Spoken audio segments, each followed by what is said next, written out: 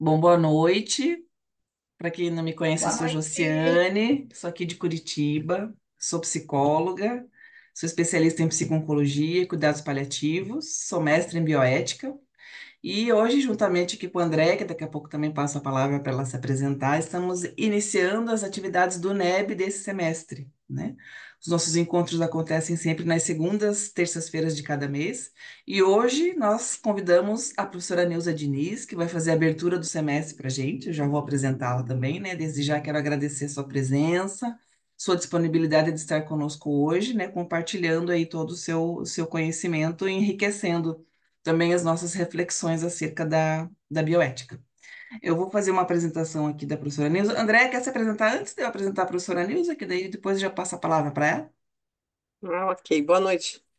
Eu sou Andréa Fusculinho, sou advogada, sou especialista em Direito do Processo do Trabalho, sou especialista em Direito Societário, também sou mestre em Bioética pela PUC e, juntamente com a Josiane, estou na coordenação do NEB, então estamos muito felizes de retomar nossos trabalhos desse semestre. Muito obrigada. Só o recadinho, 8h15 eu disponibilizo no chat o formulário de lista de presença para quem quiser o certificado, ok? Obrigada. Obrigada, André. Bom, eu vou apresentar então a professora Nilza. Ela tem um currículo aqui bem extenso, eu vou ser breve na apresentação dela. Vou escolher aqui algumas informações que são para nós aqui mais relevantes. Então, a professora Nilza Maria Diniz, ela possui graduação em Ciências Biológicas pela Universidade de São Paulo, Ribeirão Preto.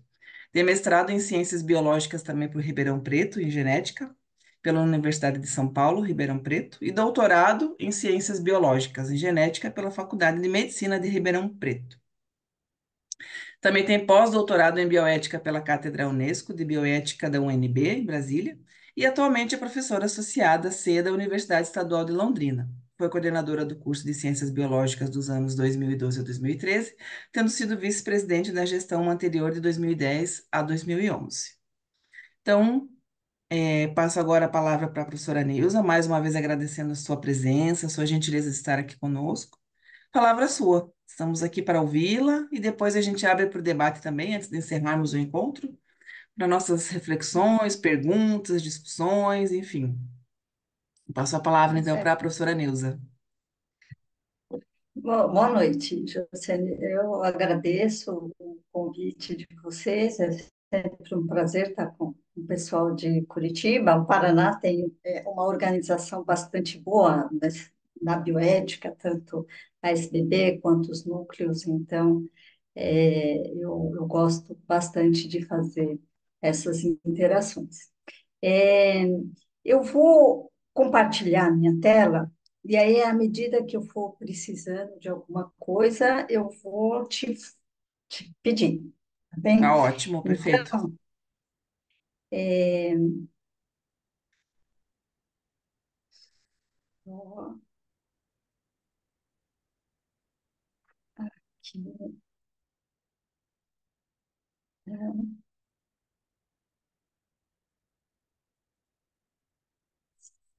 será que tá compartilhando? Tá Tá, certo, né? sim. Tá compartilhando, sim. Então, para essa primeira discussão, a ideia, pelo que eu entendi, seria essa reflexão sobre avanços científicos e bioética. Então, eu quero já deixar claro que esses avanços científicos estarão muito mais ligados aos humanos, a possibilidade de alteração até da humanidade, né? E porque eu comecei, né, pensar, tem tanto avanço científico em várias áreas, né? Seria impossível, eu também não teria nem background para pegar tudo, desde da bomba atômica e cada ponto de avanço. Então, meu recorte é dentro da genética. Por que dentro da genética? Porque a gente tem a possibilidade de alteração profunda da parte biológica dos seres humanos. Não estou dizendo que a gente deva ser determinista, né? O que vai acontecer ali vai modificar o indivíduo no futuro vai definir alguma característica, enfim, na ideia não é objetivar o indivíduo.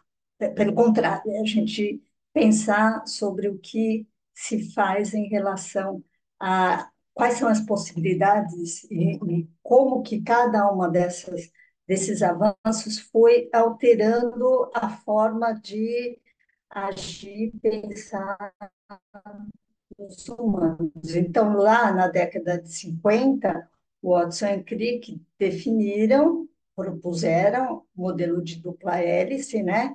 E a partir disso, muitos pesquisadores começaram a fazer suas pesquisas em relação à, à estrutura, né? Se realmente era aquela estrutura posta, porque a base da proposição da dupla hélice foi com dados de outros cientistas, tanto da física quanto da química, enfim, existia já uma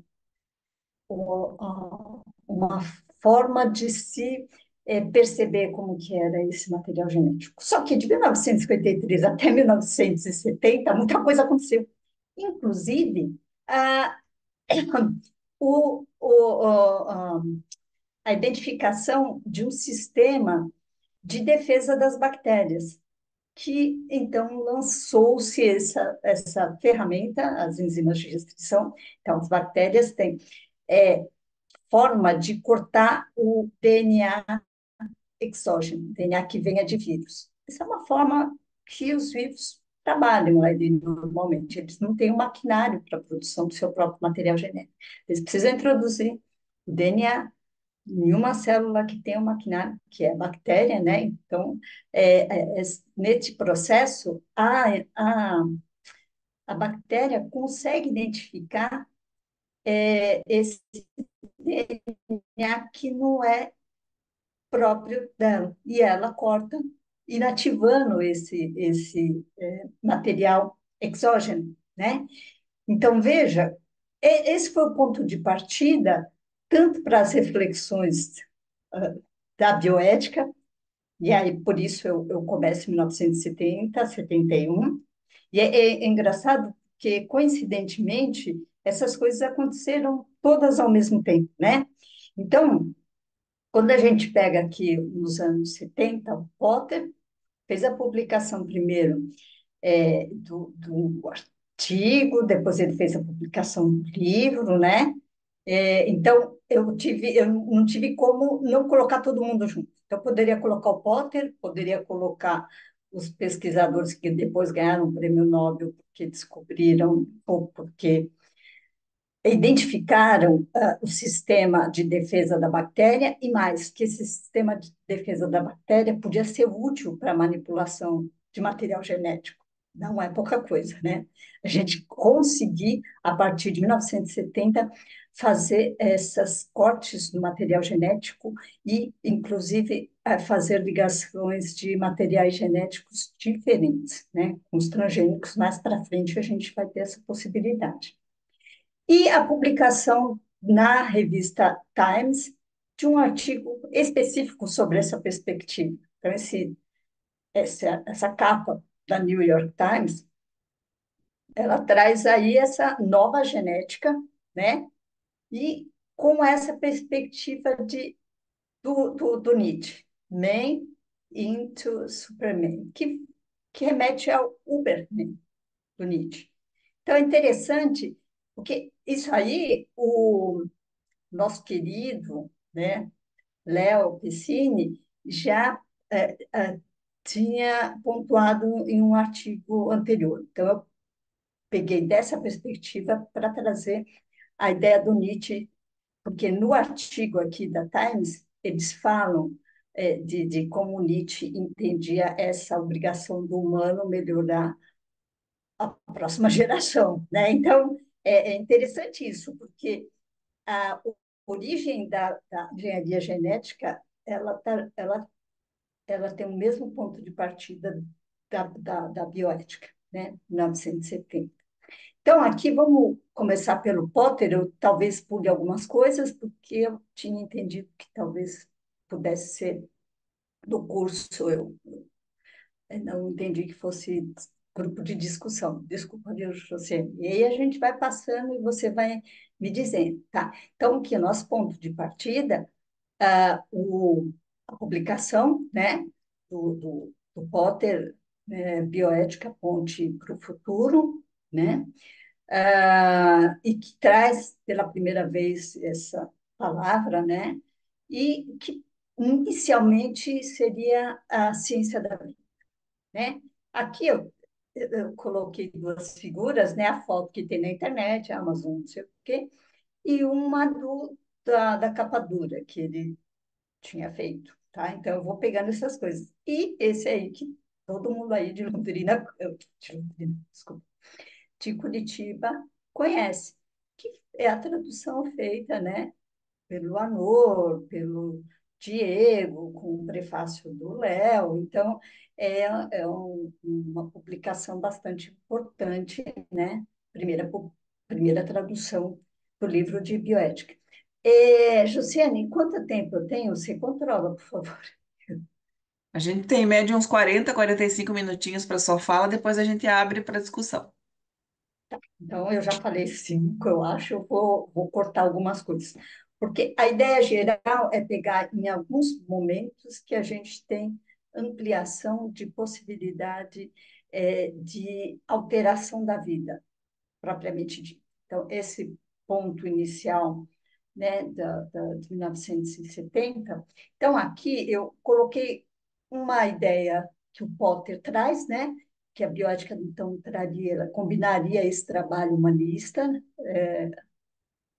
Deixa eu ver, deixa eu tirar isso aqui, que eu não estou conseguindo. E o trabalho dos cientistas, né, que aí a ideia seria são os objetivos, né, do conhecimento. Então, para o Potter, a sabedoria seria definida como conhecimento de como usar o conhecimento para o bem social, né? Então, essa ideia de ter uma obrigação moral de se produzir ciência com um sentido de utilização, né, para a humanidade, ela é trazida, então, pelo Potter nesse momento, tá? Então, os elementos biológicos, ele coloca, não podem ser divorciados da reflexão, da perspectiva de futuro, né? Então, o Potter, ele traz essa ideia de que pergunta seria, então, de que maneira iremos nos preparar para essa nova fase da genética sem comprometer a nossa existência? Veja, que a gente, na ciência, a gente tem um saber que é assim. Então, a ciência vai, a partir de métodos científicos, mostrar qual que é o funcionamento, como as coisas se dão. E depois, dentro da moral, dentro da nossa comportamento e dentro da bioética, a gente vai ter como, né, saber como fazer os atos morais, tá? Então, uma coisa é você identificar o que é e outra coisa é saber como fazer a partir disso. Então, Potter, aí, Ponte para o Futuro, né, ele dizia escolho o bio para representar os conhecimentos biológicos dos sistemas humanos e ética para representar o conhecimento do sistema de valor. Vou passar um pouco mais rápido, porque isso todo mundo já viu lá. Então, na realidade, a gente teria esses conhecimentos biológicos e valores humanos, né, agregados aí para que a gente tenha uma melhor sabedoria.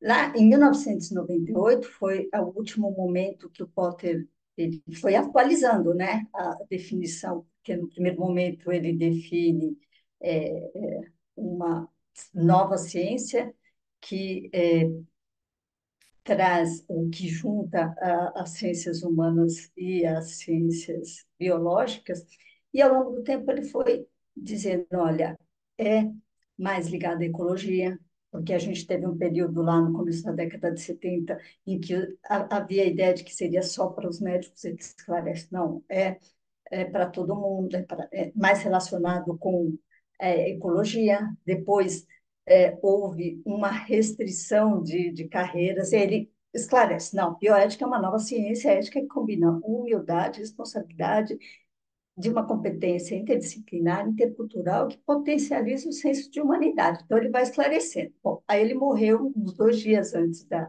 daquele evento das Torres Gêmeas, e aí essa é a última definição do Potter para a bioética. Ele foi, aos poucos, maturando o que era a definição original dele de ciência da vida e ponte para o futuro, tá? À medida em que as coisas foram acontecendo e que as dúvidas foram se instalando, porque, de fato, lá na origem a gente teve um pouco mais uma ligação, por causa do relatório Belmonte, enfim, uma ligação um pouco mais na área médica, né, com as questões de ética em pesquisa. Então, aconteceu dessa forma. Tem autores que até consideram a origem da bioética em outros momentos, como esse artigo do Godin, que considera que tenha sido lá na década de 1920, né? E aí, na sequência, a gente tem esses indivíduos, né? Normalmente, na aula de genética, a gente fala o Nathans e Smith, que todos os livros trazem o Nathans e o Smith como os pesquisadores que identificaram as enzimas de restrição, né? Então, esse Werner Arber não é sempre lembrado, mas ele ganhou o prêmio Nobel de Fisiologia e Medicina, lá em 1978. Eles descobriram ali no final da década de 60 a enzima de restrição, e mais para frente, que aí né, 1960, no finalzinho da década de 60, 1970, é que é fundada a engenharia genética, ou seja, a possibilidade de alterar. Hoje em dia, de fato, você pode construir um genoma inteiro dentro de um computador, como fez o Wilmot lá em 2010. Ele fez uma bactéria toda a partir de uma sequência que estava no computador. Então, a coisa ela vai numa velocidade que a gente não consegue fazer reflexão. Então, o Potter já tinha identificado isso lá atrás e tinha proposto que a gente tivesse os mecanismos, as formas de fazer reflexão sobre esses avanços. Então, é necessário que a gente já tenha uma forma ou um treinamento ou tenha uma sensibilidade em relação às questões de não objetivação, as questões relacionadas à humanidade, enfim, a proteção do genoma. São várias questões que estão envolvidas nessa possibilidade de alteração do genoma. Então, primeiro momento, o Nathans e Smith, eles identificaram essas enzimas de restrição. Primeiro foi a E. coli, que é da Escherichia coli. Então, a enzima ela vai identificar o DNA que é de outro organismo e ela vai fazer cortes em pontos específicos do DNA e vai inutilizar, vai, né, inativar. Só que eles já imaginaram, eu posso cortar DNAs diferentes, porque a possibilidade, algumas enzimas, essa primeira enzima de restrição é CoR1, ela corta e deixa. No momento do corte, ela sempre deixava uma das fitas, que é dupla hélice, uma delas ficava fita simples. Então, o que eles imaginaram? Se eu cortar dois materiais diferentes com a mesma enzima de restrição, a hora que eu misturo, eventualmente, esses materiais vão se ligar, porque aí tem a complementariedade e você acaba tendo essa ligação. Tá vendo aqui, ó? Tá para ver meu prompt, tá? Então aqui, olha, você cortou. A hora que você vem aqui, ó, esse é complementar, eles vão se ligar. DNAs diferentes. Impressionante isso, né? Como que o humano consegue fazer essa alteração. E o interessante é que, como a gente tem um código genético que é universal, essas alterações podem ser, por exemplo, você pode introduzir um gene de humano numa bactéria, porque ela tem todo o maquinário muito parecido, é exatamente igual, né? São genes conservados, então todo o maquinário, os RNAs transportadores são iguais para a bactéria até o humano. Por isso que há a possibilidade da gente fazer engenharia genética, fazer com que a bactéria produza as proteínas, porque a gente tem não é uma peculiaridade, é uma condição, né, que se tem são para genes conservados na evolução. Então, imagina se acontece uma mutação no gene da DNA polimerase. O DNA simplesmente não vai polimerizar, né? E aquela célula não vai duplicar seu material genético e não vai se dividir. Então, não pode ter mutação, não pode ter mutação no transportador, não pode ter mutação no RNA ribossômico. Enfim, é um maquinário bastante, acreditem em mim, são muitas moléculas, tanto enzimas quanto é, é, alguns outros componentes, que são proteínas, que vão fazer essa duplicação do material genético, transcrição, depois a replicação, transcrição e a tradução, né? Então, por causa dessa característica, ou seja, do código genético ser universal para todos os organismos, a gente tem a possibilidade dessas alterações e dessa é, possibilidade de engenharia genética, né? Então, a gente, aqui é a capa da revista, parece meio Eva e Adão, né? Pela figura, no imaginário lá da década de 70 seria ali o início de alguma coisa, né? Talvez um pecado original, talvez sim, talvez um pecado original, mas que tem prós e contras, né? Em função disso, a gente tem alguns benefícios, eu diria, benefícios importantes para a ciência, né? Em vários aspectos. Sempre tem os exageros, então, essa coisa de ponderar, né, e se definir o melhor caminho para a utilização das novas tecnologias é bastante importante. Então, lá no primeiro momento, a gente tem essa, esse, essa publicação da Times, né?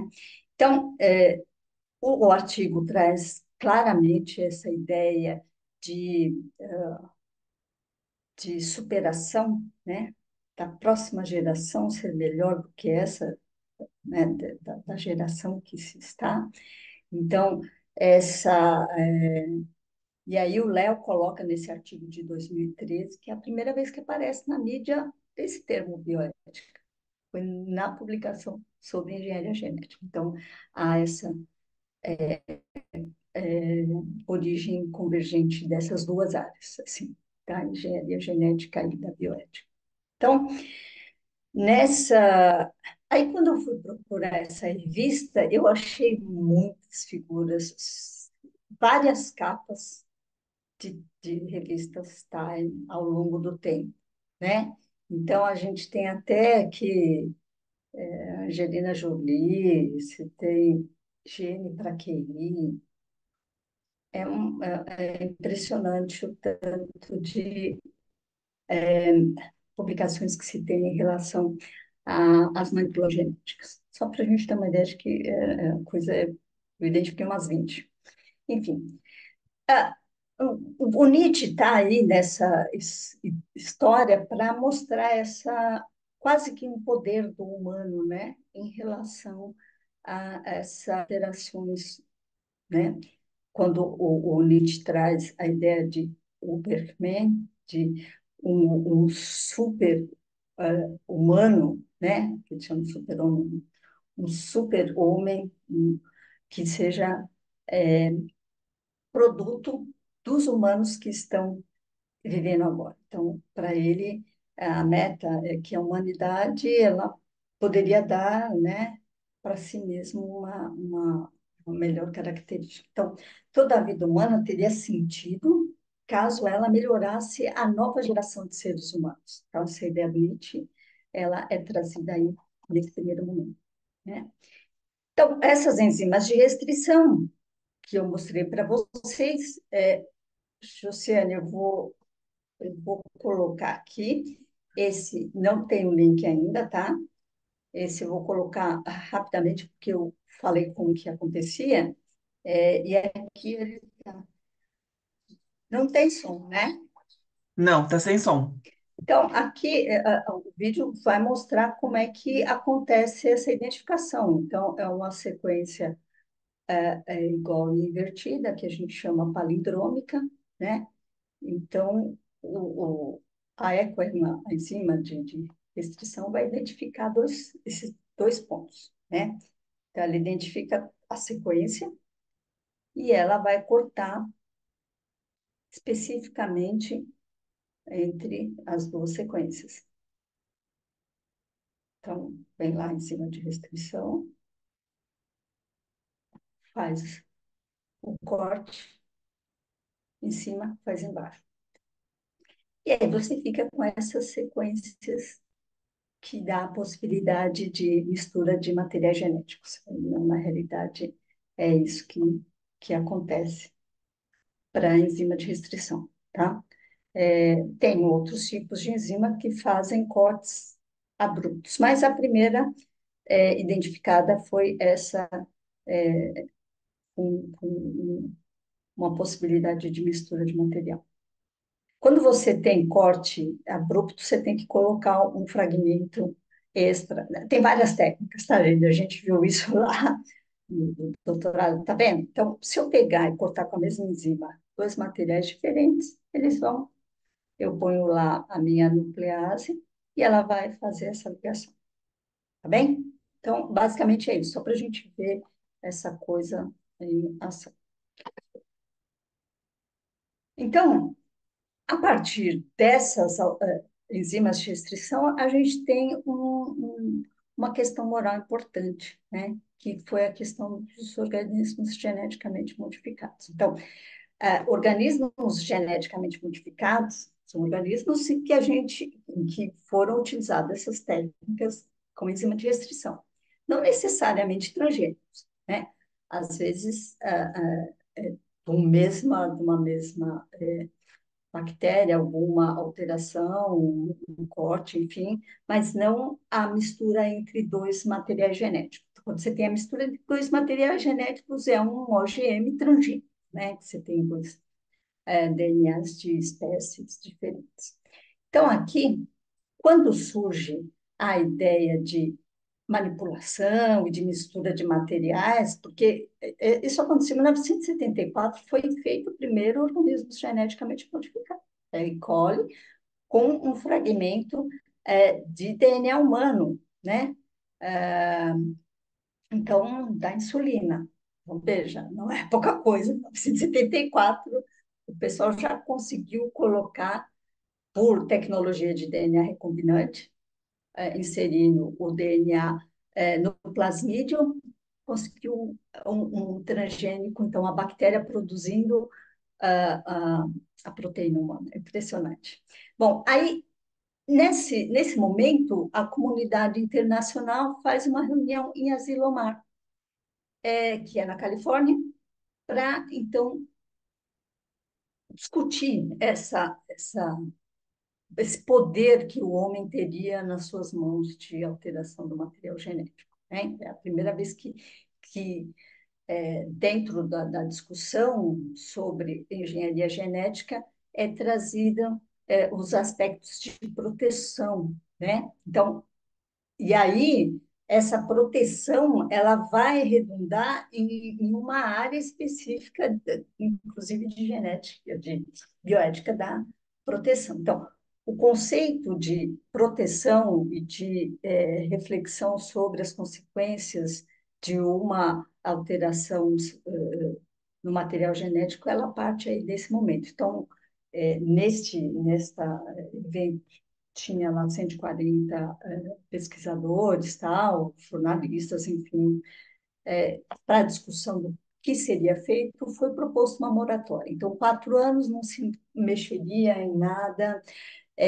não se produziriam mais organismos geneticamente modificados e iria se fazer uma reflexão sobre isso. Depois de 4 anos, eles viram que talvez não fosse tão perigoso assim, porque se tem formas de controlar o seu organismo geneticamente modificado e impedir que ele vaze para o ambiente ou que ele se tenha uma multiplicação não desejada. Então, veja,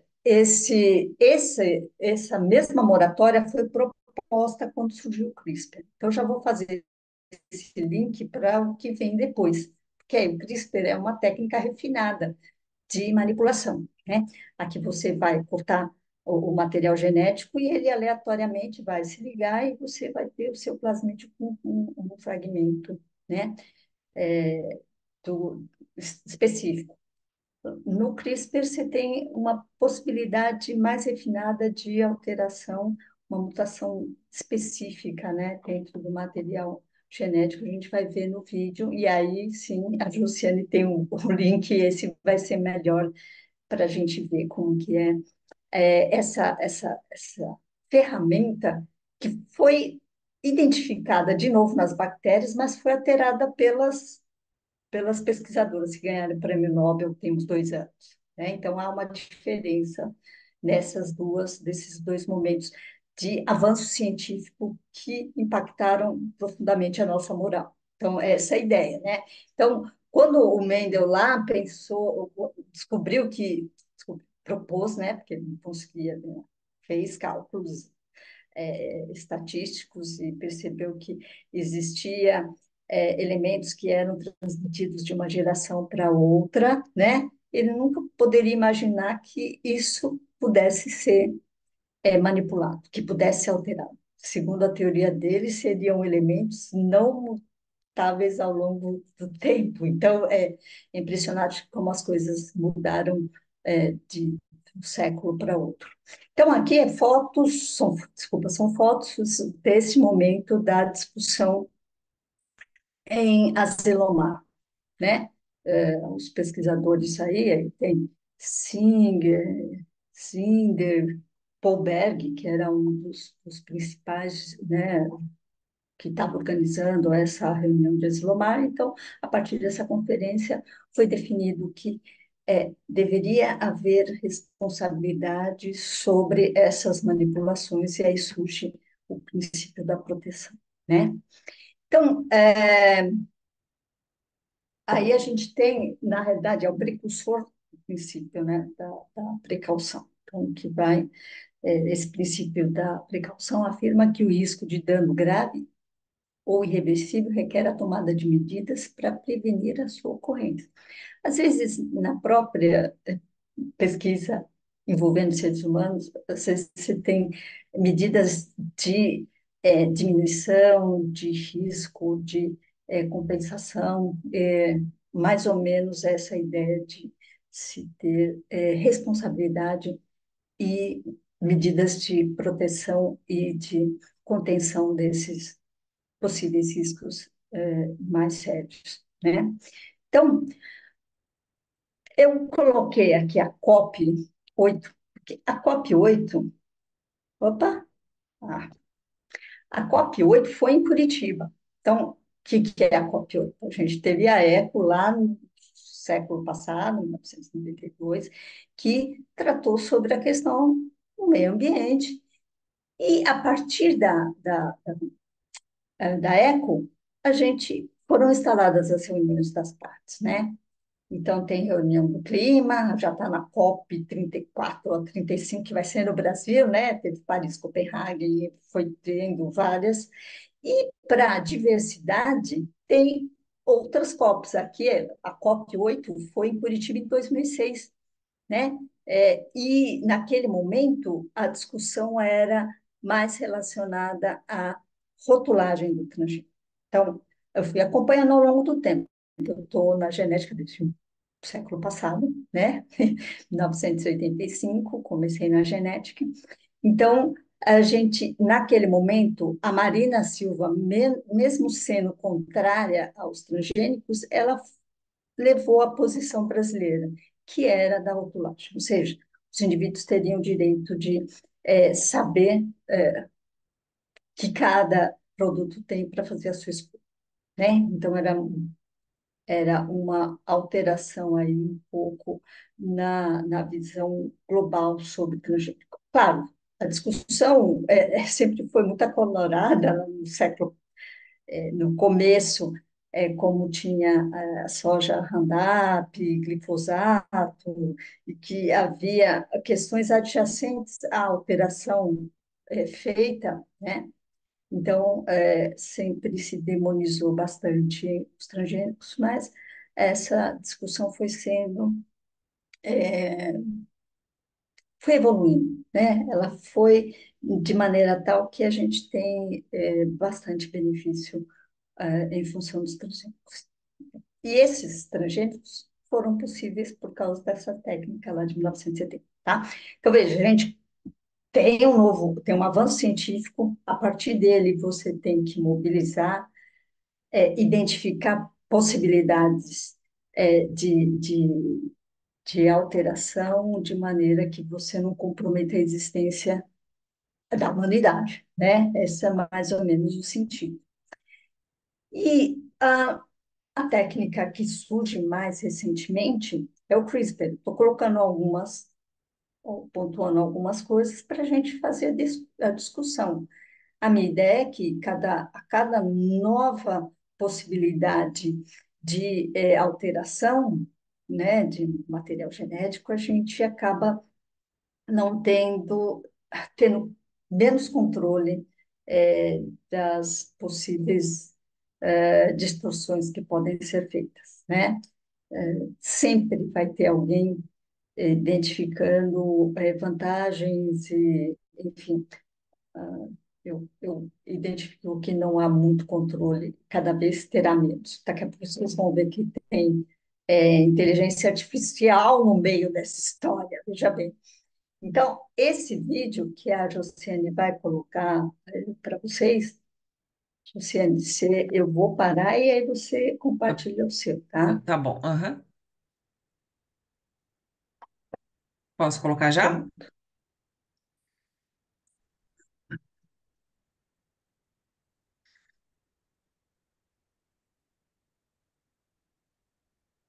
Só me digam, tá saindo som? Não, tá com Não, som? Não tá com som? Ué? não, tá sem som. Ué. Então não deu certo aqui a estratégia. Deixa eu ver o que pode ter acontecido aqui. Era para ter o som.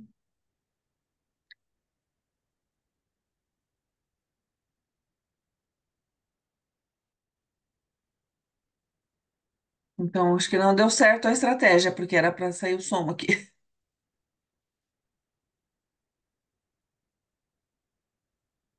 Tá sem som?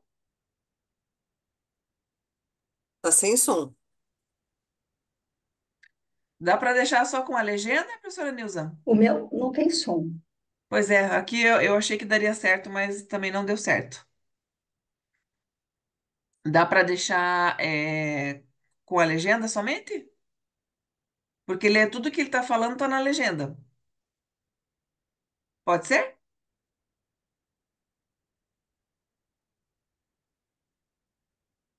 Hein, professora Nilda, pode ser assim ou não?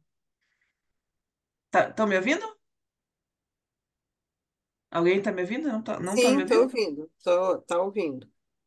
Então, posso deixar sem o som mesmo, professora Nilza? Josiane, eu não estou te ouvindo, você está falando? Tô falando. Não tá me ouvindo? Ué, eu vou descompartilhar aqui então. O meu está completamente sem som. Os outros estão me ouvindo? Então acho Sim, que tô te ouvindo. eu Estou acho que ouvindo. Ah, é a professora tinha Nilza alguma aqui. coisinha aqui, eu teclei, eu não sei o que foi. Tá me ouvindo agora? Foi, fui eu. Tá me ouvindo agora? Tá. Apareceu um negócio aqui, eu cliquei. Pronto. Então, não tá saindo o som aqui pelo meu também, não. Deu certo a estratégia que eu achei que daria. Posso deixar sem o som porque ele tá com a legenda ali. Pode Pode, ser? pode, Tá. só ampliar. A gente vai. É mais porque ali no primeiro momento mostrou a pessoa, e se tem as células e tem também o DNA.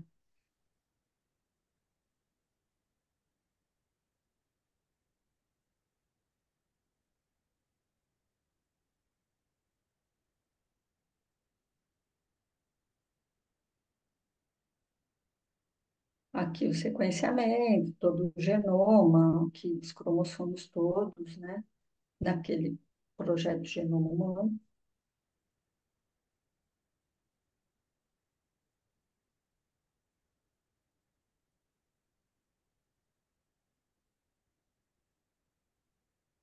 Então, o sistema que faz edição de genoma, veja, aí você tem um sistema, o vírus tá chegando e ele está colocando o material genético dele dentro da célula, né? Ah, e a partir desse evento, a bactéria vai produzir os RNAs, né? Um que vai identificar o vírus. Daqui a pouco a gente vai ver que lá na década de 80 já havia se identificado essas sequências. Então, montou o sistema Cas9, entrou identificou o material de um novo vírus entrando, ela vai identificar e cortar. É muito preciso esse sistema, né? Então, ali tem as proteínas e o que está ali no meio é o RNA, né? Que vai, então, ligar ali, ele identifica o DNA, ali mostrou sendo feito, inclusive em eucarioto, entrou e foi lá no genoma, lá no DNA, fez o corte, né? Então, ele vai provocar ali uma mutação naquele ponto, né? Porque o sistema, ele tenta reparar rapidamente, só que ele acaba reparando de maneira errada. Já não é mais a sequência que tinha originalmente, né? Então, ele inativa. Agora, também tem possibilidade de mutação de outra forma, de inserção de um fragmento, propriamente dito. É o que eles estão mostrando aqui. Então, às vezes você pode fazer de maneira tal que você inclua um DNA, um fragmento específico, né? Essa técnica tem um leque de possibilidades, né? Inclusive alteração no próprio embrião, né? Você pode fazer edição de embriões, os, os chineses fizeram, primeiro no embrião não viável e depois, mais recentemente, aquele chinês que disse que as meninas nasceram, nunca mostrou, mas disse que havia, assim. Então, essa técnica, ela tem sido utilizada intensamente para a produção de drogas, na agricultura. É impressionante. Isso é uma animação feita pelo Zeng. Vocês vão ver daqui a pouco, esse Zeng, ele era uma das pessoas que reivindicava a autoria dessa alteração do CRISPR para se tornar uma ferramenta, né? Originalmente, eles alteraram alguma coisa ali na proteína para que ela pudesse ser guiada, né? Então, já vou mostrar aqui para vocês essa sequência aí de eventos. Bom, então já foi mostrada essa. Opa,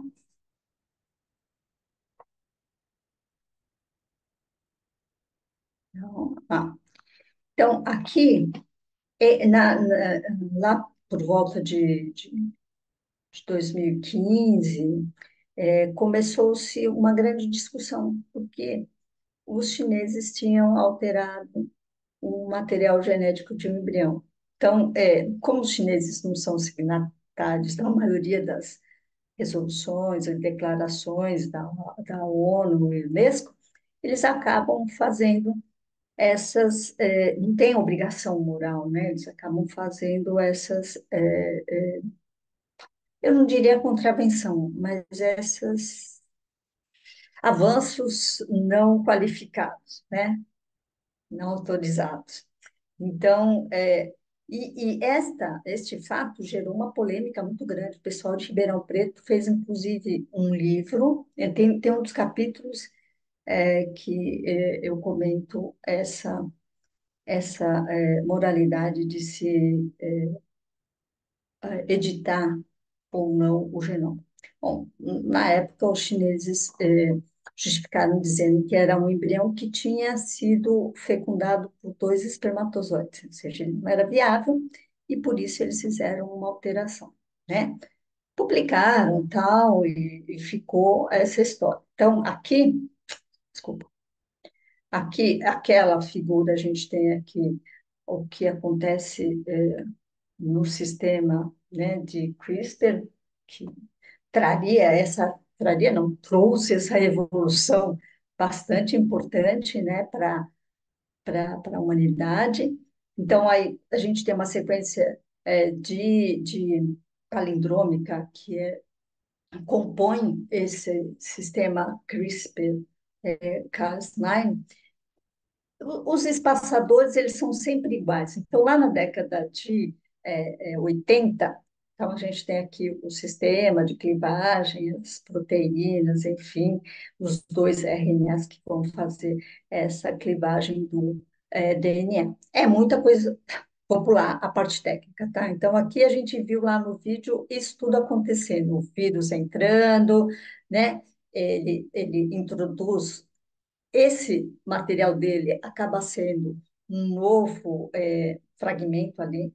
Então, tem regiões que são repetidas exatamente iguais e tem regiões que são chamadas espaçadoras, que são essas que são dos vírus. Então, toda bactéria vai ter o sistema dela com essas várias possibilidades de produção de proteína que vai, desculpa, de RNA que vai acabar cortando o material. Então, a gente vê aqui o RNA do CRISPR, então, que é produzido para depois fazer os cortes. É bem interessante esse sistema é, imunológico, né? Então, agora, lá na década de 80, depois, a minha irmã vai lembrar, a gente tinha vários seminários, e eu lembro que um dos seminários era justamente esse achado científico, regiões repetidas e regiões espaçadoras que não se sabia qual era a função. Veja, em 1987 e hoje a gente tem não só desvendado tudo que seria aquela sequência que na época não fazia sentido, mas que se percebia que era talvez fosse algo importante e hoje em dia se transformar numa ferramenta, né? É bastante importante. Então, aqui são os três pesquisadores que trabalharam intensamente, duas delas ganharam o prêmio Nobel, o outro reivindicou na justiça, mas enfim. Em 2015, conta a história que a Science sempre escolhe um avanço científico de importância para todas as áreas. E o avanço científico de 2015 foi o, o CRISPR-Cas. Isso aqui também é um vídeo, tá, Jussiane? Depois eu mando o link para você, porque é um vídeo bastante interessante também, que traz como que foi essa evolução do CRISPR-Cas9, porque a gente tem 97 só sequência, e depois há uma série de pesquisas até se chegar a essa é, é, a se constituir o CRISPR numa ferramenta de edição de genoma. Né? Então, hoje em dia é comum, vou fazer edição genética, edição de genoma, mas ela teve uma evolução bastante importante. Então, houve lá disputa entre os pesquisadores e acabou, né, no, ganhando as duas pesquisadoras e o que estava mais interessado, a meu ver, nas questões econômicas, ele ficou de fora desse prêmio. Aqui a gente tem o pesquisador que encontrou aquela alteração. Então, esse é o trabalho original aqui, 80, 1987, que em Escherichia coli ele identificava as várias regiões repetidas, né, e as regiões espaçadoras.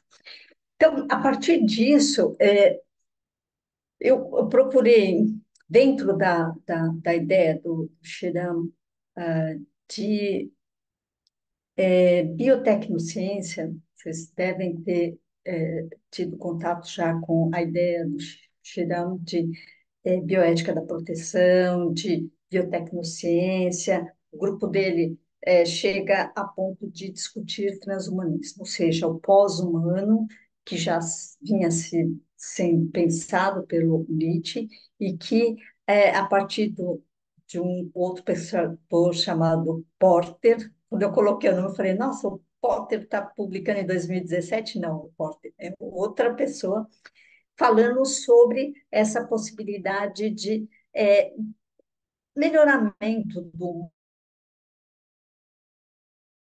humano, enhancement, a gente pode ter com as técnicas de edição de genoma, né? Edição pode ser utilizada tanto como medida terapêutica quanto como melhoramento, e aí há uma controvérsia bastante grande em relação à eugenia, né? Bom, mas enfim, então, diz o Chiram, em um dos artigos dele, que uma análise imparcial da moralidade da biotecnociência deve, portanto, considerar que esta é motivo de fascínio e espanto, mas deve também submeter tais sentimentos à luz da razão, analisando a cogência dos argumentos pró e contra os fatos da biotecnociência, evitando seja o niilismo progressista, ou seja, o fundamentalismo conservador,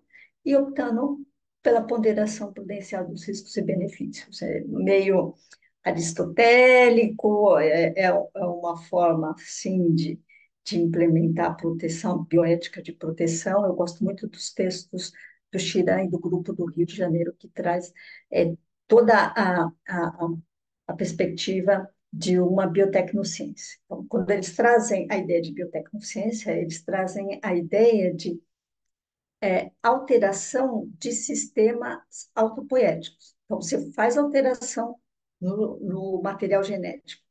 Se depois você não puder controlar a reprodução daquele indivíduo, você tem um problema. Então, é o único grupo que eu já vi no mundo que consegue elaborar, fazer propostas sobre o que de fato seria a biotecnociência, né? A alteração de sistemas autopoéticos. Você pode ir fazendo alterações de sistemas que você tenha controle, não há problema. Agora, o problema é quando você faz alterações de sistemas autopoéticos que depois vão ter um caminho próprio, e aí você não tem controle, né?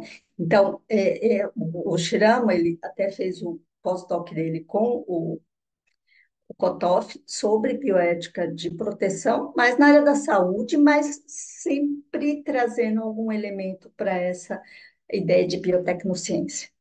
Ou seja, há de se ter responsabilidade com as possíveis alterações que sejam feitas nos materiais genéticos, porque a gente pode perder o controle, né?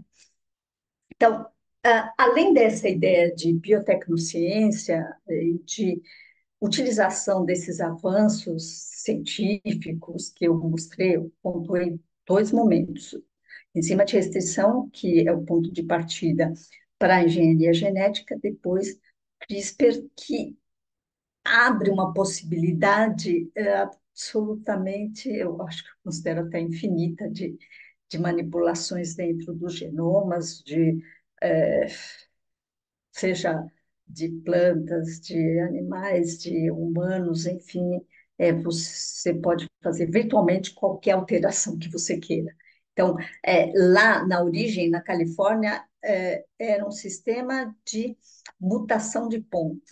E depois foi se vendo que também abria-se outras possibilidades, né? Então, de um sistema que era mutação direcionada, porque você pega só um ponto do material no DNA e altera ali aquele par de base ou aqueles pares de base, se abre um universo de possibilidades. Então, eu pontuei dois momentos de avanços importantes, e não sei qual será o próximo, tem algumas pistas aqui, talvez a gente possa discutir essas possibilidades.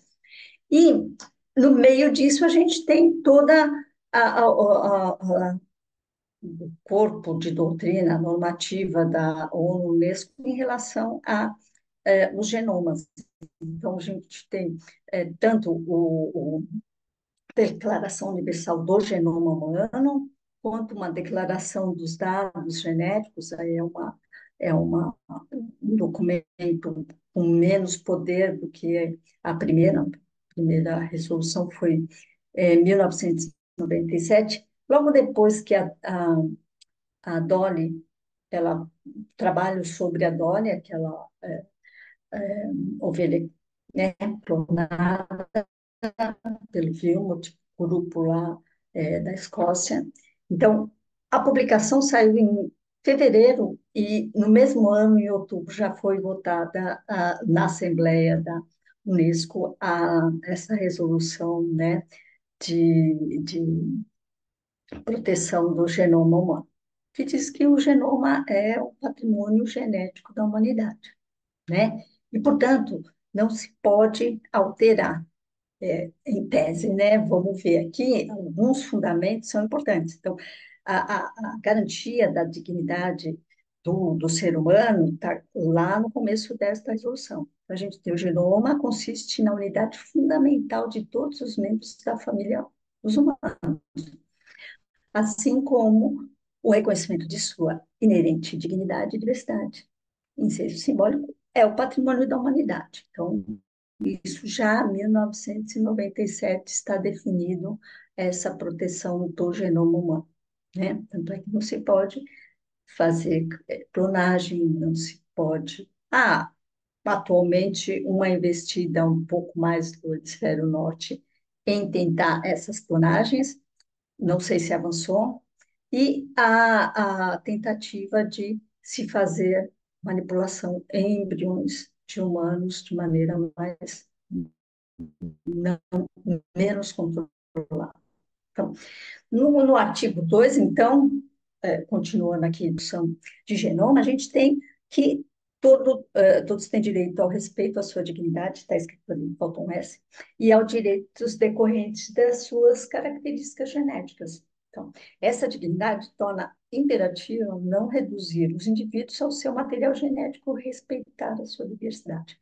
Então, aqui já naquela época havia uma discussão muito forte sobre determinismo genético, né? Porque no imaginário das pessoas lá, quando o genoma humano foi publicado, né? A sequência dos nucleotídeos do nosso genoma foi publicado, havia essa ideia de que o que tivesse no genoma iria acontecer na vida do indivíduo. As pessoas simplesmente apagaram a interação do material genético com o meio ambiente. Hoje em dia a coisa avançou, está mais tranquilo, porque a gente sabe até que fatores genéticos do ambiente podem até ser passados para a próxima geração.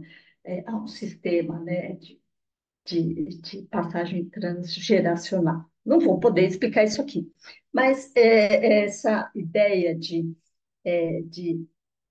o que tem no DNA é definitivo, para algumas questões pode até ser heranças monogênicas, que um único gene altera a característica, ainda pode, sim, mas outras características. E, mais recentemente, a discussão sobre acesso de material das informações genéticas. Então, essa é minha minha perspectiva, minha proposta da gente pensar essa nova, esse novo momento de perda do controle dos dados genéticos, né? Há no mundo todo a ideia de que os dados genéticos que foram produzidos ao longo do tempo são da humanidade. Eu acho, não compreendo essa ideia, é uma ideia muito mais jurídica, de acesso à informação. A própria Europa, no passado, já definiu esse acesso. O Brasil está tentando definir esse acesso aos dados. Eu defendo que há de haver uma proteção. Porque as pessoas, quando entraram nos projetos, elas confiaram no pesquisador, confiaram no sistema, de que haveria uma proteção. Então, hoje em dia, se fala, inclusive, de a inteligência artificial acessando esses big data.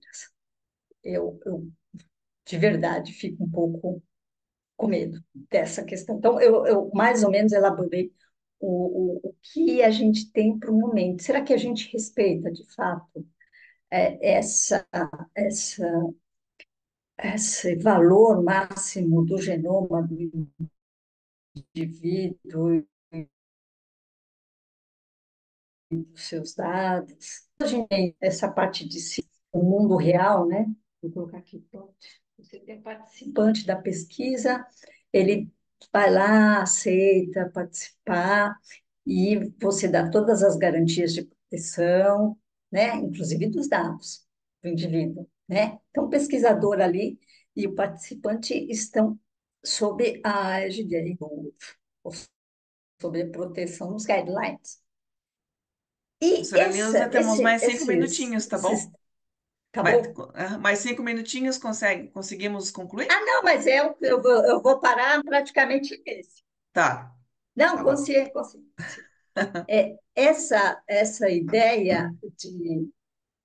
Eu acho que está instável, você está me ouvindo? Tá cortando um Está me pouquinho a sua ouvindo? Está fala. tranquilo?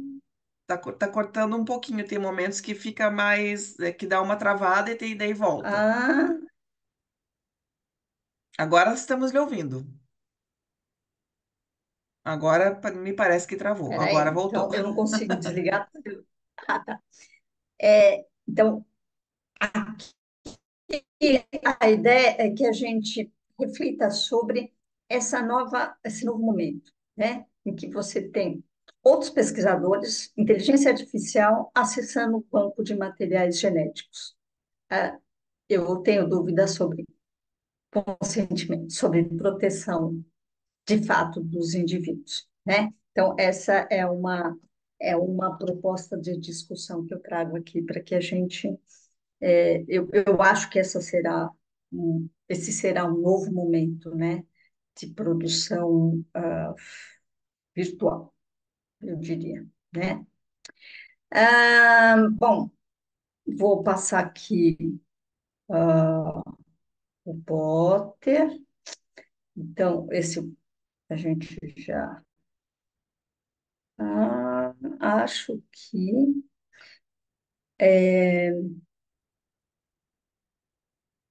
será que eu estou voltando? Peraí. Bom, aqui vou só colocar essa última ideia que eu fiz um capítulo de um livro com o Zé Eduardo sobre engenharia genética, manipulação genética, isso já há quase 20 anos, né? Então, em um dos momentos, a gente coloca já para um desfecho que bom seria, enfim, que os cientistas considerassem no agir cotidiano os alertas do Jasper, a gente vai trabalhar um pouco de Jasper, sobre o uso inadequado da tecnociência, do Hans Jonas, a humildade e ponderação entre os avanços científicos. Não sou muito adepta ao Jonas, porque ele é muito radical, mas há que se ter uma certa preocupação e uma proteção. E aconselha-se o chamado de Muhammad para construir uma sociedade baseada na compreensão, na solidariedade e na compaixão, finalmente que estivessem atentos à urgência universal de uma conversão existencial que fizesse justiça aos direitos dos outros, sobretudo aos mais fracos, né? A gente não vai poder discutir acesso à tecnologia, as inequidades, mas essas outras questões tão caras a bioéticas também estão dentro dessa perspectiva de utilização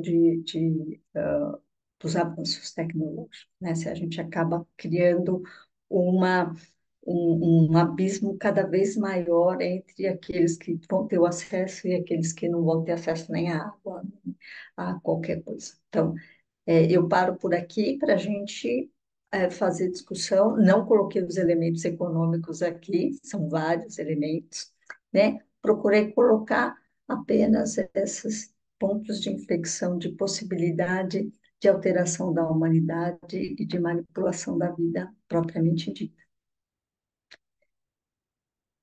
Josiane, acho que eu paro aqui Aham, e tá a bom, gente professora Nilza. discute, Tá bom. Muito tá? obrigada pela apresentação. É muita informação, Depois de eu passo fato, né? a conclusão lá, Tá que bom, inclui até o Mendes, tá, tá já? bom. Obrigada. Então, né, a gente agradece aí a explanação da professora Nilza. De fato, é muita informação, né? A gente até se perde um pouco, né? Mas a ideia agora é abrir, né, para o pessoal que está presente, Ai, abrir para. desculpa, eu falo demais. Não, não, sem. A Posso, ideia agora é. posso, Pode tirar do obrigada. compartilhamento. Aham. A ideia agora é Tá, abrir joia. para a gente conversar um Obrigada. pouquinho, né? Como eu escrevi ali no chat que as perguntas podem ser feitas diretamente aqui, ou quem quiser escrever também pelo chat. Mas a ideia agora é que a gente possa conversar um pouquinho com a professora Nilza, né? Tirar algumas dúvidas, fazer alguns apontamentos. Uhum. Então, a palavra agora é do grupo.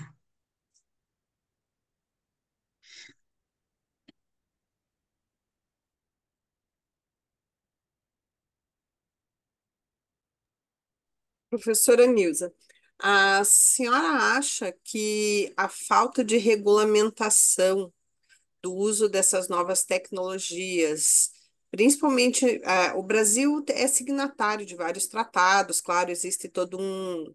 Nós temos um controle, mas o fato de existir, por exemplo, a China, que não assina, não é signatário dos tratados, a senhora imagina que isso pode gerar vamos dizer assim, um risco para a evolução da humanidade, assim, a médio e longo prazo?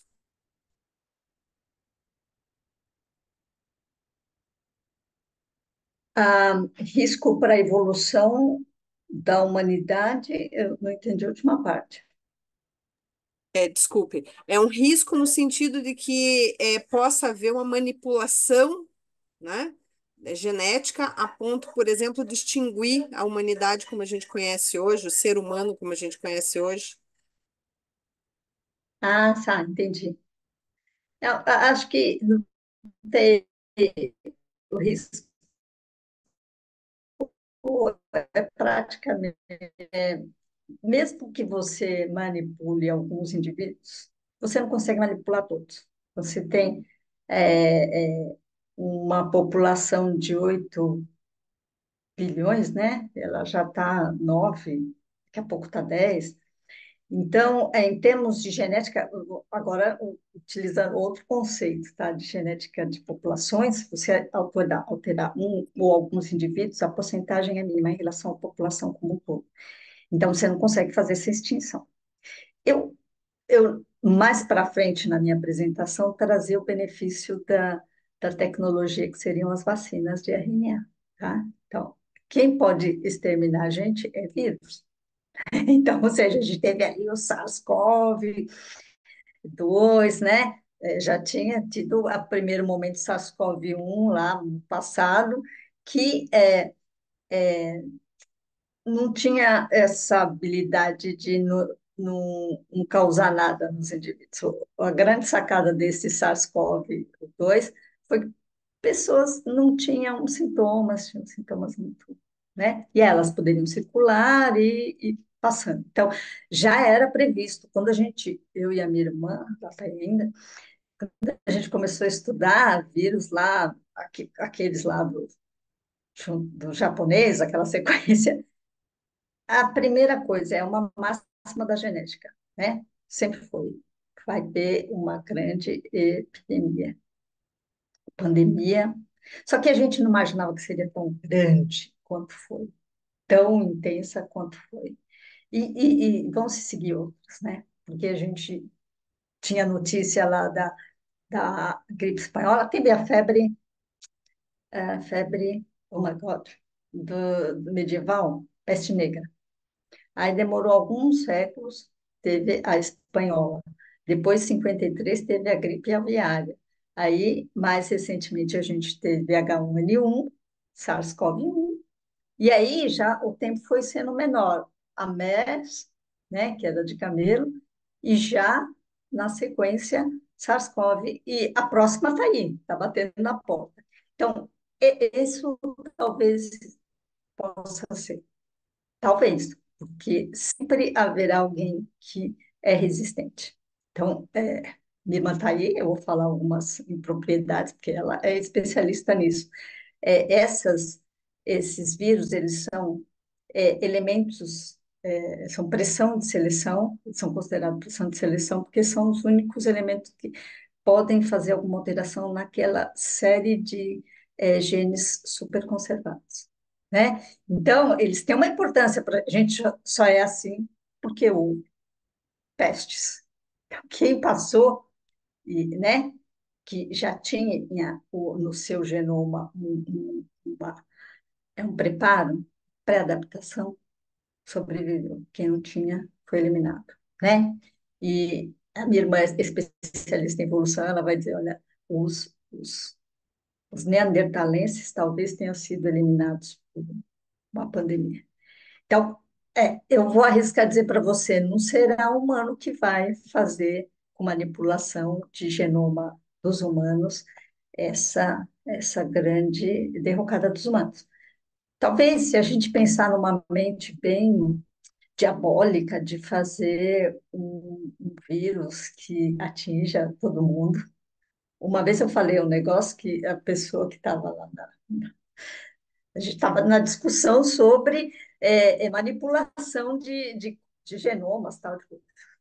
Aí tinha uma pessoa que achava, era uma grande conferência, que se você eliminasse os humanos, você eliminaria todos os problemas da face da Terra. Aí eu falei, veja bem, se você eliminar todos os humanos, a gente nem está, se a gente eliminar todos os humanos, estaríamos aqui, é incoerente a sua forma.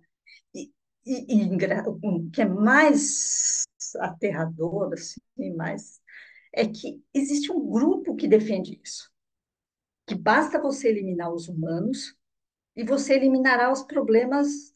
Não, é impressionante. Aí eu peguei e falei assim, então, é só você arrumar uma, algo que atinja o DNA mitocondrial. Na hora, o, o chefe lá da sessão falou: não, não, não, vamos mudar de assunto. Você pega um. Eu falei assim, porque, pela lógica de geneticista, eu sei o que vai. Extermina todo mundo. Se você conseguir algo que vá lá para o mitocondrial, todo mundo tem mitocondrial parecido, né? Você não, é uma forma de eliminar toda a humanidade. E aí me interromperam, claro, se o louco faz um negócio desse, aí você pode eliminar. Aí sim. De outra forma, você não tem como eliminar toda a humanidade, sempre vai ter alguém. Sempre falo, se tiver mesmo que tenha uma bomba atômica, que tenha algo muito sério, vai ter alguém que estava naquele momento lá embaixo, em algum subterrâneo, ou lá no fundo do mar, ou no espaço. Não, não tem. Os humanos, a gente faz essas discussões porque a gente tem que ter um controle. Pode ser assim, todo mundo fazendo manipulações que realmente não sejam razoáveis, que sejam perfumaria, enfim, que não tenha um objetivo terapêutico, então há de se ter responsabilidade, né, com os seus atos. Não uma responsabilidade do Jonas com a próxima geração, que te restrinja toda a ação e você só faça o que você tem certeza das consequências.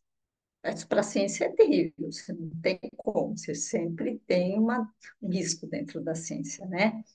Então, mas a responsabilidade moral de tentar o seu melhor para conter esses exageros, aí a gente tem que ter. É um princípio, eu diria, de responsabilidade diferente, né? É um princípio moral de responsabilidade, de tentar proteger o nosso genoma, tentar proteger a humanidade. A gente poderia falar sobre as várias questões econômicas, enfim, em relação a isso tudo, mas o nosso recorte aqui está sendo como é que o avanço faz com que a gente tenha que refletir, né, sobre os perigos. Eu, de fato, acho que essa coisa de máquina acessar outras máquinas é muita informação genética que a gente tem, né? Sob a tutela dos hospitais, sob a tutela de pesquisadores, né? Então, acho bacana que a gente tenha acesso à informação. Então, são coisas distintas que estão sendo colocadas no mesmo balaio, eu diria.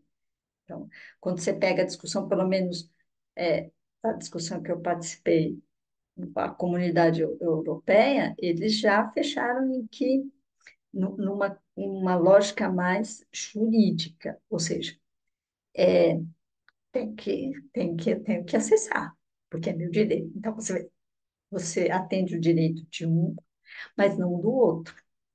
E esse outro, ele é parte daquela a, humanidade, né? Daquela é, patrimônio genético da humanidade. Então, a gente vai ter que elaborar um pouquinho melhor essa coisa de acesso irrestrito. Eu sempre dizia, olha, quando você entra num projeto, você confia lá no pesquisador tal. Eu sempre acreditei que não tinha controle. Eu acho essa coisa de consentimento tal, eu acho que a gente pode exercitar autonomia, enfim, pode fazer tudo isso, mas é muito difícil você controlar todas as variáveis. Então, sempre entendi como se não tivesse como controlar. Ainda assim, eu acho que a gente tem que proteger a de todo mundo, né? É como a internet. Quando lá no século passado, que começou em 93, né? Começaram os e-mails. Aí eu falei, bom, falaram assim, isso aqui fica lá no host. Eu falei, onde que é o host? Seattle. Eu falei, tá bom. A partir daí eu falei, jamais terei privacidade. Tem gente que acha que tem. Posta vídeo, posta isso, posta aquilo, né? Então, mas eu, num primeiro momento, a informação está em Seattle, é óbvio que eu não terei controle, óbvio que ela será aberta. Eu sempre tive essa noção de fragilidade, de vulnerabilidade da gente em relação à, à internet, né? Em relação a esse mundo virtual, que aí seria uma outra discussão. Sabe que esse negócio da inteligência artificial já tem algumas companhias, né? Que desenham o protocolo com base em bancos de dados. Eu falei, meu Deus, é sério? Não, tá aqui o protocolo. Então, a inteligência artificial foi lá, pegou o banco, todo o banco de todos os clinical trials, e fez lá algo que eu não sei o que é, e desenhou. Eu não consigo lidar com essa coisa virtual extrema, né? Eu ainda, eu ainda acho que a gente pode ter um meio termo. Eu adoro a distância. Dionei, Dionê, acho que tem uma pergunta, né? é isso, ele levantou Não, é só para acompanhar o que a Andrea puxou, né? Mas eu ia no objeto aí da questão da questão de segurança, né? Bom, tem algumas coisas que eu começando aí a ler sobre bioética, entrar nesse mundo agora, né? Vocês já estão numa outra dimensão, eu estou entrando agora, mas assim me encanta muito. E uma coisa, algumas condicionantes já estão definidas. Não existe nada inviolável hoje no mundo, nada. Em termos de informação, nenhuma, dados, nenhum. Né? Não existe segurança de absolutamente nada, nada. Tá? O problema que me chama a ficar muito atento e comparar cenários, né? Então, eu sou um dinossauro, eu nasci no século passado, estou vivendo num outro mundo, porque o mundo de hoje é totalmente diferente do que eu vivi, né? Mas estamos aí vivendo, né? E não vai ser qualquer meteoro que vai matar a gente, mas vamos lá.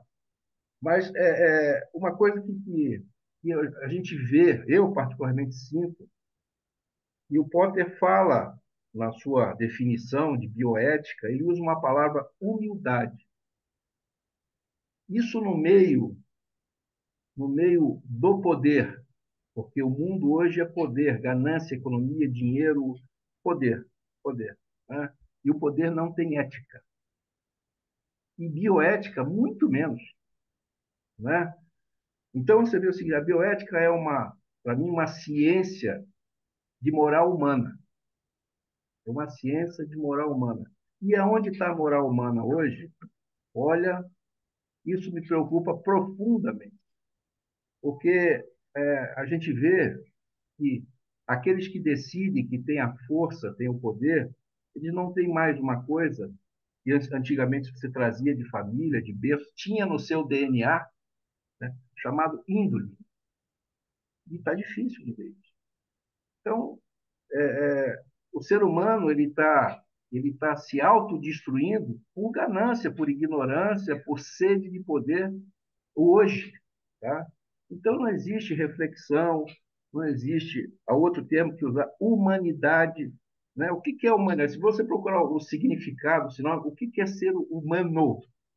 Nós estamos longe de ser humano, porque do jeito que a gente é predador, nós não somos humanos ainda. Então, essa coisa toda me preocupa, e isso que a professora trouxe, a sua preocupação, é realmente a segurança na mão de qualquer um, que com certeza já está, né, já estão nas mãos de quem gasta tempo para buscar maior poder, maior interferência, maior ação. Isso é uma coisa preocupante, né? Então, o ser humano ele é um autopredador, ele acaba com o meio ambiente, ele acaba com o lugar onde ele vive e acaba com o seu semelhante. É impressionante a capacidade por poder, por vaidade, por orgulho, por poder. Então, humildade, que o Potter fala, humanidade, né? São poucos aqueles que refletem, que estudam, que se preocupam, e a gente questiona, né? Na condição, lógico, tem que buscar o conhecimento para a gente tentar influenciar e mudar essa velocidade ou a direção dessa engrenagem, mas a gente tem que resgatar ainda os valores morais, porque realmente não dá, né? Então ninguém quer mais estudar. Vê aí, olha as gerações.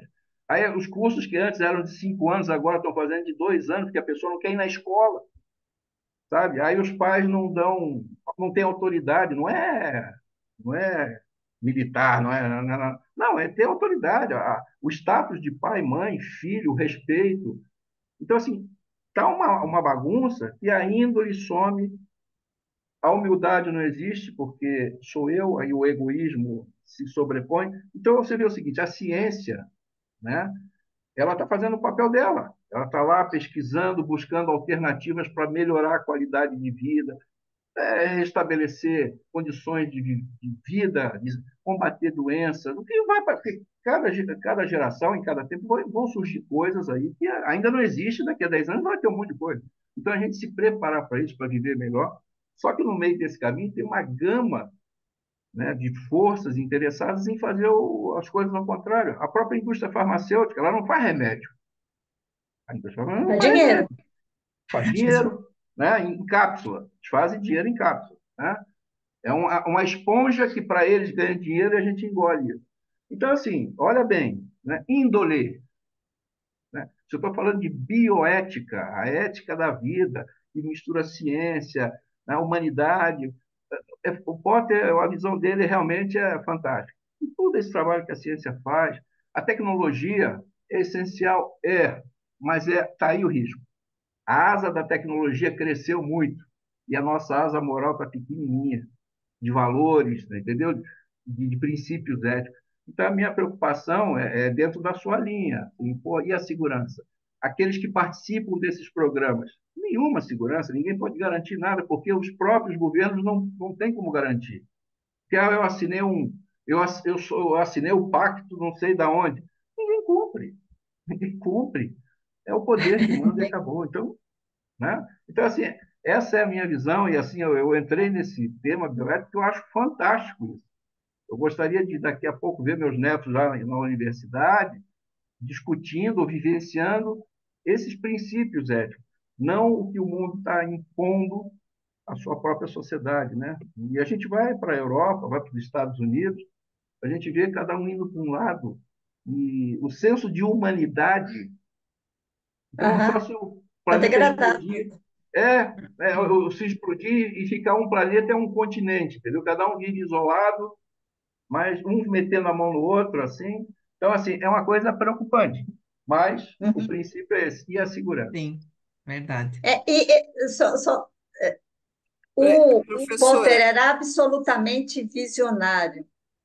Isso que você falou, a tecnologia com uma asa enorme, foi isso que ele falou, gente, se a gente não se preparar, e olha que era ainda enzima de restrição, olha o quanto que evoluiu, né? E ele estava absolutamente certo, porque as pessoas não se prepararam, e agora a gente tem essa situação de, para mim, falta de controle, porque não é só o uso da tecnologia, é a degradação da humanidade, e você está certo, mesmo, né? Então, se permitir demais que as pessoas tivessem autonomia não qualificada, né? Porque o pai não põe limite, não sei o quê, então a coisa vai indo e vai complicando. Então, a distorção dos princípios, a desvalorização foi levando a essa situação. Então, de fato, para além da possibilidade da própria ciência ou tecnologia nos destruir, a gente mesmo deu conta de fazer isso, né? Degradou, né? Diminuiu o valor das coisas, é, não passou valores mínimos para a próxima geração, criou a internet, que é um monstro. Acho que é bem interessante. Os instrumentos são muito bons, mas eles podem levar um caminho sem volta para os jovens, né? Sim, sim. Essa coisa de perder contato com a realidade, enfim. Aí a gente teria outra discussão, se você quiser, a gente vai de novo e tenta essa discussão sobre degradação da moral em função da internet, do mundo virtual. Que eu acompanhei, eu, minha irmã, você, né? Toda a evolução, cada momento de evolução que foi acontecendo e que foi moldando e forjando uma geração que é absolutamente diferente da nossa. Tem que ser tudo muito rápido, tem que estar tudo pronto e você tem que obedecer e entregar. Senão, ai, ai, ai, ai, ai. Então, Uhum. é bem difícil a gente perceber essa degradação da moral em função da nossa própria ação. Não só da tecnologia da ciência, mas da nossa inação moral. Então, às vezes eu me desespero, eu fico. Às vezes eu tenho esperança, estou quase tipo bipolar, sabe? Ah, não sei se está bom. Ah, então vai variando, tá? Tá difícil, né? Mas vamos seguir. Andrés, queria comentar alguma coisa ainda? Não, não, Ah, só tá. agradecer, Ô, professor. Josiane, Oi? para te avisar que tá Oi? acabando minha bateria aqui. Ah, Você não, vai não, não. comentar que eu já vou Não, mudar não, de não, não. lugar Não, aqui não. para A gente cortar vai, o a plano. gente vai, já está encerrando, né? Claro que a gente teria muito, muito assunto e muito papo aqui para a noite adentro, mas a gente sabe que a professora Nilza já está na madrugada. Então, eu só agradecer mesmo, né, sua participação, sua presença, sua disponibilidade de compartilhar o seu conhecimento. Aos que estiveram conosco também, um agradecimento especial e avisar, né, que o nosso próximo encontro será no dia 8 de outubro, sempre na segunda terça-feira de cada mês.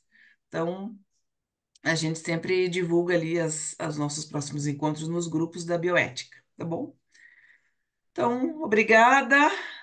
Uma Boa boa noite. noite, um bom descanso, uma boa semana. A Andréia posteriormente vai enviar os certificados pelos e-mails que foram cadastrados, né? E Isso. nos vemos então no próximo mês. Tá ok? Tchau, Um abraço, Boa uma boa Parou a noite. noite. tchau, gravação? tchau. Obrigada, Um professora abraço. Nilza. Parou a Tchau, gravação? tchau.